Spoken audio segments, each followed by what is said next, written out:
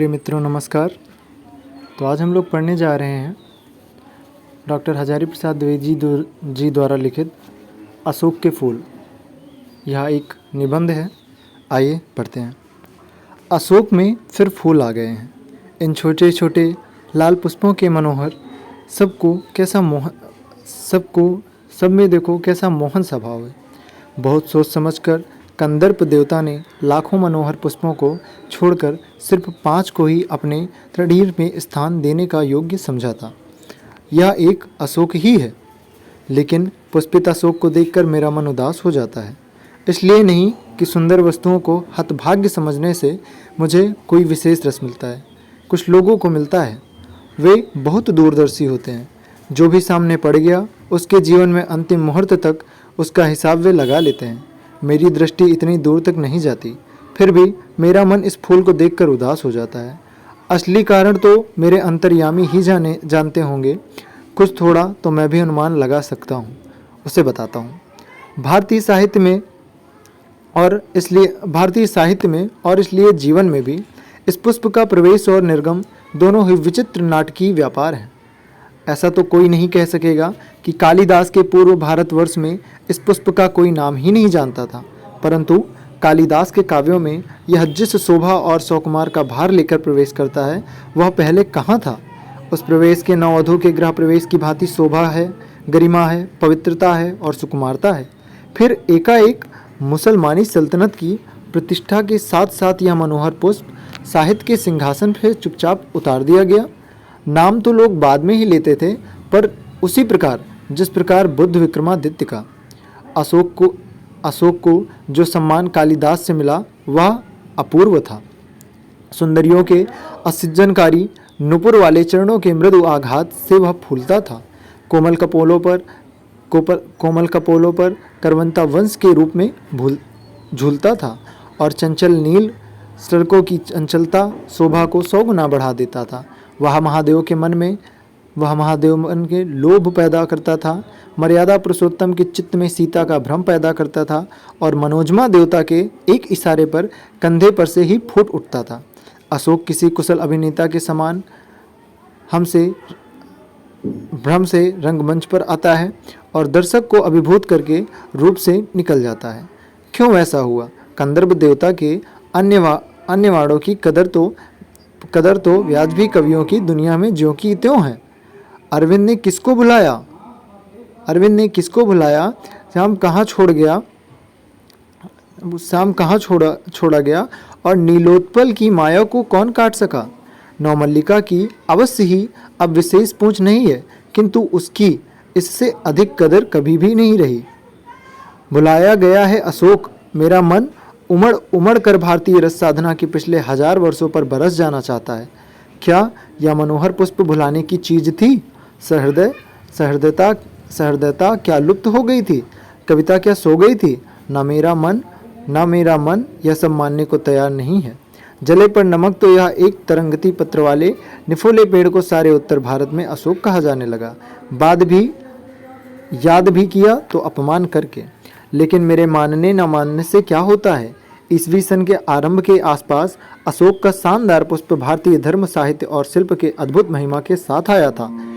उसी समय शताब्दियों की परिचित यचों और गंधर्वों ने भारतीय धर्म साधना को एकदम नवीन रूप से बदल दिया था। पंडितों ने शायद ठीक ही भुलाया है कि गंधर्व और कंदर्प वस्तुतः एक ही शब्द के भिन्न भिन्न उच्चारण है। कंदर्प देवता ने यदि अशोक को चुना है तो यह निश्चित रूप से एक यामेतर सभ्यता की देन है। इस आर्येतर जातियों की उपास्य वरुण थे, कुबेर थे, वज्रपाणी यशपति थे। कंदर्प यद्यपि काम देवता का नाम हो गया है, तथापि है वह गंधर्व का ही दूसरा पर्याय। शिव से भिड़ने जाकर एक बार यह पिट चुके थे। विष्णु से डरते रहते थे और बुद्धदेव भी टक्कर लेकर लौट आए थे। लेकिन कंदर्प देवता हार मानने वाले जीव न थे। बार बार हारने पर भी वह झुके नहीं, नए नए अस्त्रों का प्रयोग करते रहे। अशोक शायद अंतिम अस्त्र था।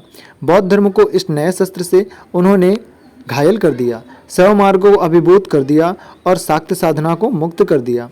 वज्रयान इसका सबूत है, कौल साधना इसका प्रमाण है और कापलिक मत इसका गवाह है।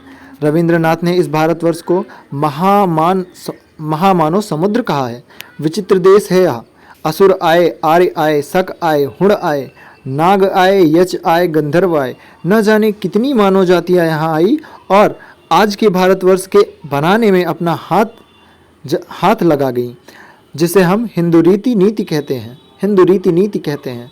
वह अनेक आर्य और आर्येतर अपादानों का अद्भुत मिश्रण है। एक एक पशु, एक एक पक्षी, न जाने कितनी स्मृतियों का सार लेकर हमारे सामने उपस्थित है। अशोक की भी अपनी स्मृति परंपरा है, आम को भी है और बकुल को भी है, चंपे की भी है। क्या हमें मालूम है? जितना मालूम है उसी का अर्थ क्या स्पष्ट हो सका है? न जाने किस बुरे मुहूर्त में मनोजम देवता ने शिव पर बाण फेंका था। शरीर जलकर राख हो गया और वामन पुराण 6 अध्याय की गवाही पर हमें मालूम होता है कि उनका रत्नमय धनुष टूटकर खंड खंड हो धरती पर गिर गया। जहाँ मोड़ थी वह स्थान रुक्मणी से बना था, जहाँ टूटकर धरती पर गिरा और चंपे का फूल बन गया। हीरे का बना हुआ हो तो ना स्थान वह टूटकर गिरा और मैल सिरी के मनोहर पुष्पों में बदल गया। अच्छा ही हुआ, इंद्रनील मणियों का बना हुआ कोटि देश भी टूट गया और सुंदर पाटल पुष्पों में परिवर्तित हो गया। यह भी बुरा नहीं हुआ, लेकिन सबसे सुंदर बात यह हुई कि चंद्रकांत मणियों का बना हुआ मध्य देश टूटकर चमेली बन गया और विद्रोम की बनी निम्नतर कोटि बेला बन गई। स्वर्ग को जीतने वाला कठोर धनुष जो धरती पर गिरा तो कोमल फूलों में बदल गया। स्वर्गीय वस्तुएं धरती से मिले बिना मनोहर नहीं होती। परंतु मैं दूसरी बात सोच रहा हूँ, इस कथा का रहस्य क्या है? यह क्या पुराणकार की सुकुमार कल्पना है या सचमुच ये फूल भारतीय संसार में गंधर्वों की देन है? एक निश्चित काल के पूर्व इन फूलों की चर्चा हमारे साहित्य में मिलती भी नहीं। सोम तो निश्चित रूप से गंधर्वों से खरीदा जाता था। ब्राह्मण ग्रंथों में यज्ञ की विधि में यह विज्ञान सुनिश्चित रह गया है। ये फूल भी उन्हीं से मिले हैं। कुछ बातें मेरे मस्तिष्क में बिना सोचे ही उपस्थित हो रही हैं। यक्षों और गंधर्वों के देवता कुबेर, सोम, अप्सराएं यद्यपि बाद के ब्राह्मण ग्रंथों में भी स्वीकृत हैं, तथापि पुराने साहित्य में ये अपदेवता के रूप में ही मिलते हैं। बौद्ध साहित्य में तो बुद्ध देव को ये कई बार बाधा देते हुए बताए गए हैं। महाभारत में ऐसी अनेक कथाएं आती हैं जिनमें सनार्थनी स्त्रियां वृक्षों के श्राप देवता यक्षों के पास संतान कामिनी होकर जाया करती थी। यक्ष और यक्षिणी साधारणतः विलासी और उर्वरताजनक देवता समझे जाते थे। कुबेर तो अक्षय निधि के आधीश्वर हैं। यक्षमा नामक रोग के साथ भी इन लोगों का संबंध जोड़ा जाता है। भरहुत बोधगया, सांची आदि में उत्कीर्ण मूर्तियों में सनातनी स्त्रियों का यक्षों के संगीत के लिए वृक्षों पर जाना अंकित है। इन वृक्षों के पास अंकित मूर्तियों की स्त्रियां प्रायः नग्न हैं, केवल कटी देश में एक चौड़ी मेखला पहने हैं। अशोक इन वृक्षों में सर्वाधिक रहस्यमय है। सुंदरियों के चरक ताड़न से उनमें देहाद का संचार होता है और परवर्ती धर्म ग्रंथों में यह भी पता चलता है कि चैत्र शुक्ल अष्टमी को व्रत करने और अशोक की 8 पत्तियों के अक्षण से स्त्री की संतान कामना फलवती होती है। अशोक कल्प में बताया गया है कि अशोक के फूल 2 प्रकार के होते हैं, सफ़ेद और लाल। सफ़ेद तो तांत्रिक क्रियाओं में सिद्धिप्रद समझकर व्याहत होता है और लाल स्मरवर्धक होता है। इन सारी बातों का रहस्य क्या है? मेरा मन प्राचीन काव्य के कुछ मंडिकम आकाश में दूर उड़ना चाहता है। हाथ पंख कहाँ है? यह मुझे बहुत प्राचीन युग की बात मालूम होती है। आर्यों का लिखा हुआ साहित्य ही हमारे पास बचा है। उसमें सब कुछ भारी दृष्टिकोण से ही देखा गया है।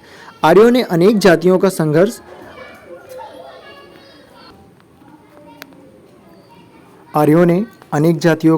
से अनेक जातियों का संघर्ष हुआ। कुछ ने उनकी अधीनता नहीं मानी, ज़्यादा कुछ गर्वीली थी। संघर्ष खूब हुआ, पुराणों में इसके प्रमाण भी हैं। यह इतनी पुरानी बात है कि संघर्षकारी शक्तियाँ बाद में देव योनि जात मान ली गईं। पहला संघर्ष शायद असुरों से हुआ।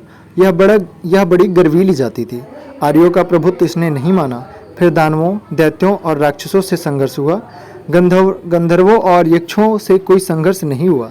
वे शायद शांतिप्रिय जातियां थीं। भरहुत, सांची, मथुरा आदि में प्राप्त यक्षिणी मूर्तियों की गठन और बनावट देखने से यह स्पष्ट हो जाता था कि ये जातियां पहाड़ी थीं। हिमालय का प्रदेश ही गंधर्व, यक्ष और अप्सराओं की निवास भूमि है। इनका समाज संभवतः उच्च स्तर पर था, जिसे आजकल के पंडित पलानुसरण सोसाइटी कहते हैं।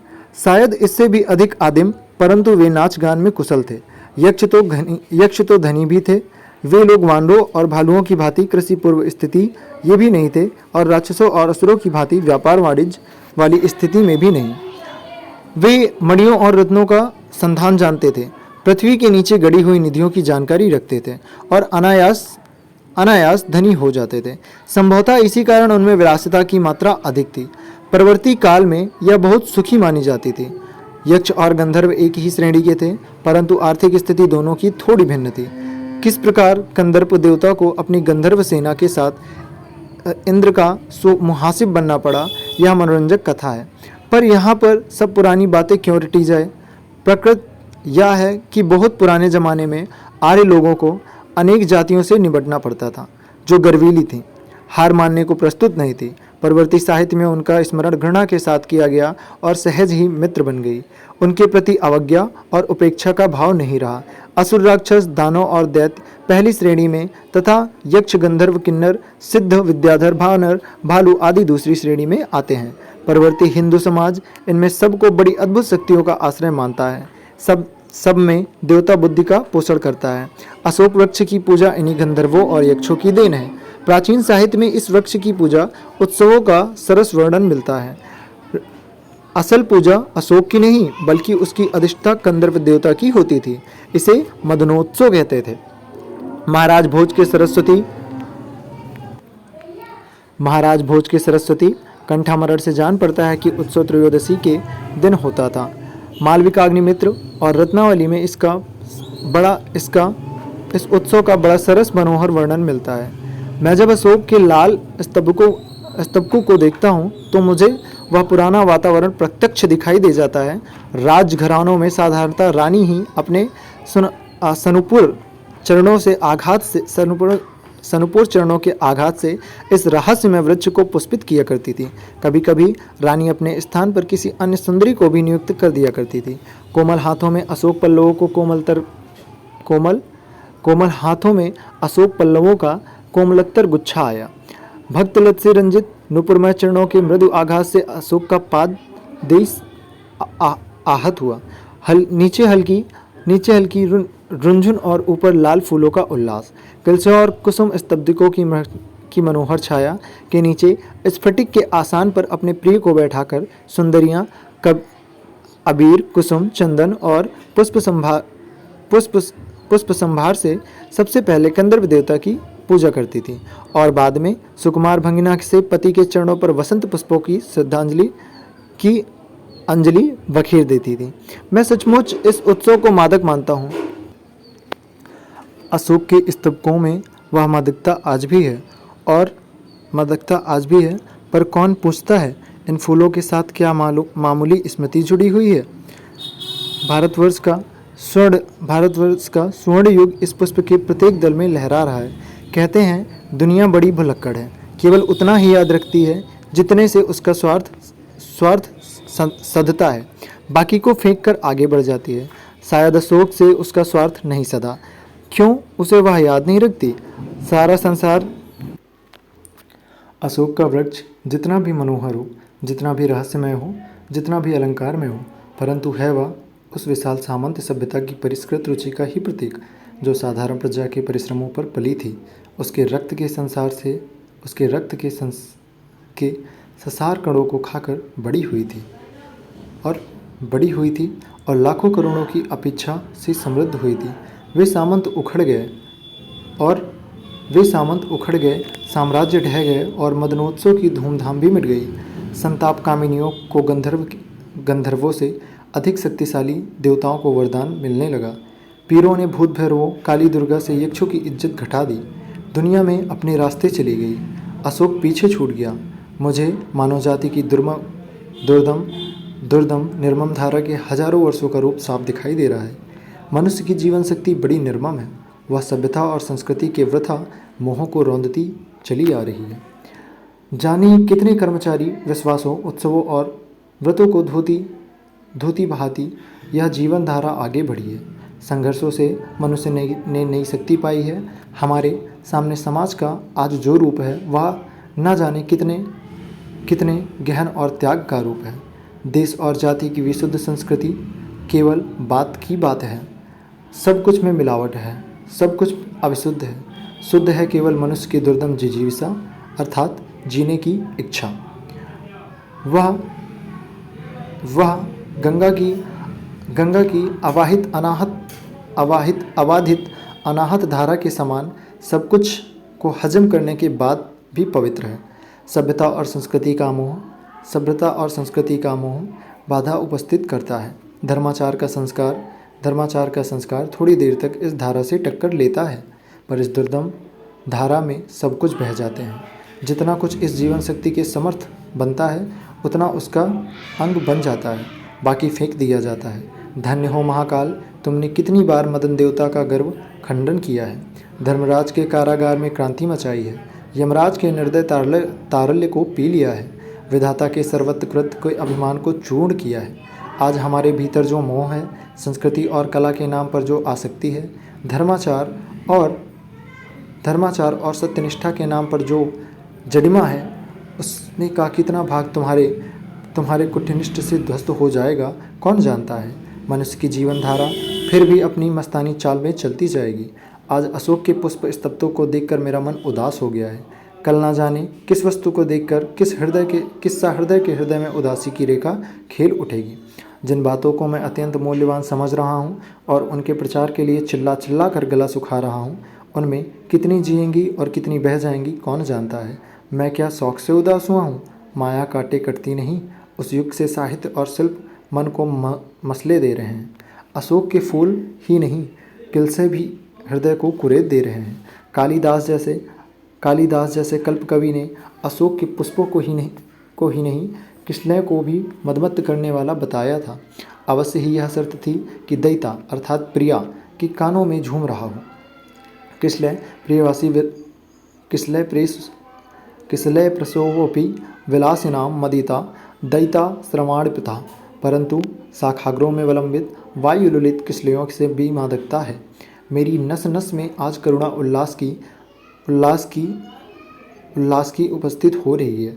मैं सचमुच उदास हूँ। आज जिसे हम बहुमूल्य संस्कृति मान रहे हैं, वह क्या ऐसी ही बनी रहेगी? सम्राटों और सामंतों ने जिस आचार निष्ठा को इतना मोहक और मादक रूप दिया था, वह लुप्त हो गई है। धर्माचार्यों ने जिस ज्ञान और वैराग्य को इतना महान समझा था, इतना महार्ग समझा था, वह समाप्त हो गया। मध्य युग के मुसलमान रईसों के अनुकरण पर जो रस राशि उमड़ी थी, वह वाष्प की भांति उड़ गई। तो क्या यह मध्य युग के कंकाल में खिला हुआ व्यावसायिक युग का कमल ऐसा ही बना रहेगा? महाकाल के प्रत्येक पदाघात से धरती धसकेगी। उसके कुट नृत्य की प्रत्येक चारिका कुछ न कुछ लपेट कर ले जाएगी। सब बदलेगा, सब विकृत होगा, सब नवीन बनेगा। भगवान बुद्ध ने मार विजय के बाद वैरागियों की पलटन खड़ी की थी।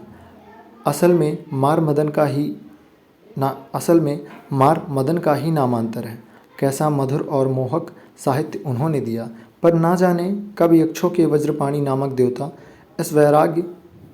इस वैराग्य प्रवण धर्म में घुसे और बोधिसत्व के शिरोमणि बन गए। फिर वज्रयान का अपूर्व धर्म मार्ग प्रचलित हुआ। त्रिरत्नों में मदन देवता ने आसन पाया। वह एक गरीब आंधी थी, वह एक अजीब आंधी थी। इसमें बौद्ध बह गए, शैव बह गए, शाक्त बह गए। उन दिनों श्री सुंदरी साधनत तत्पराणायाम योगश्च भोगश्च करस्त एव की महिमा प्रतिष्ठित हुई। काव्य और शिल्प के मोहक अशोक ने अभिचार में सहायता दी। मैं अचरज से इस योग और भोग की मिलन लीला को देख रहा हूँ। यह भी क्या जीवन शक्ति का दुदम अभियान था? कौन बताएगा कि कितने विध्वंस के बाद इसे अपूर्व धर्ममत की सृष्टि हुई थी? इस तब तक का हर फूल और हर दिल की विचित्र प्रगति की परंपरा ढोए आ रहा है। कैसा मकबरा सा गुल्म है, कैसा कैसा कैसा सा गुल्म है, मगर उदास होना भी बेकार ही है।